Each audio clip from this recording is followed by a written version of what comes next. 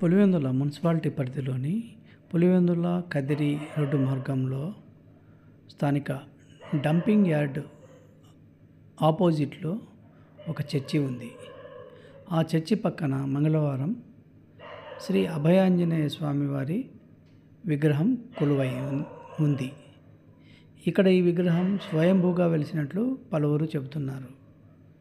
కొంతమంది హిందూ నాయకులు, కార్యకర్తలు, హిందువులు అక్కడికి వెళ్ళి స్వామివారికి శ్రావణ మాస మంగళవారంలో పూజలు నిర్వహించారు. ఈ సందర్భంగా వారు మాట్లాడుతూ, ఇక్కడ స్వయంభూగా రాత్రికి రాత్రే శ్రీ అభయాంజనేయ స్వామి వెలిశారని చెప్పుకొచ్చారు.